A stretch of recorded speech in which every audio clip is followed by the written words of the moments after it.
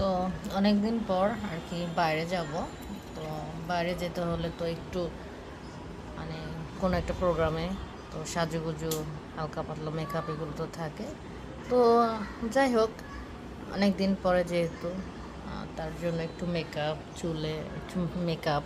চুলের একটু সুন্দর সাজুগুজু করা দরকার। এই জন্য একটা পার্লারে আসলাম সাজুগুজু বা একটু চুলের ভালো যাতে সুন্দর করা যায় এর জন্য। কিন্তু এসে দেখি যে উনি ঘুমাচ্ছে, খুব ব্যস্ত। তো তারপরে ডেকে তুললাম। তিনি এখন এই যে চুলের সুন্দর আর কি কাজ করতেছে, চুল আঁচড়াচ্ছে, জট ছাড়াচ্ছে চুলের, এই যে এই পাশে একটা ডিজাইন করছে। তো আমাদের বিশিষ্ট সেই বিউটিশিয়ান মহিলা, এই যে বিউটিশিয়ান মহিলা, হাই বলো।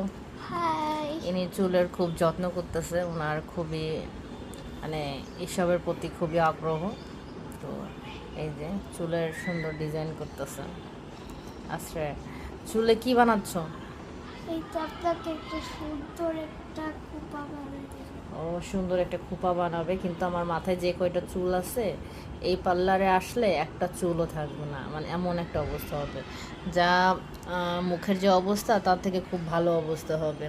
আমাদের বিখ্যাত বিউটিশিয়ান এনে, হ্যাঁ। সো আপনাদের যাদের প্রয়োজন বা সাজুগুজুর দরকার, এই পার্লারে চলে আসবেন। পার্লারের নাম কি?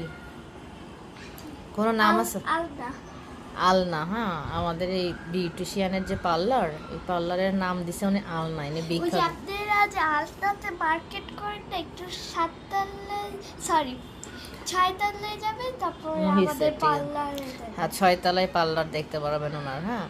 তো যাই হোক, আমাদের ভিডিওটা যদি আপনাদের ভালো লাগে আপনারা অবশ্যই লাইক, কমেন্ট, শেয়ার করবেন।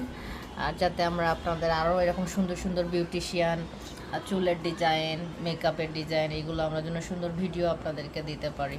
সো সবাইকে আজকের জন্য আমরা কি বলবো ফ্রেন্ড, টাটা। টাটা, আল্লাহ হাফেজ।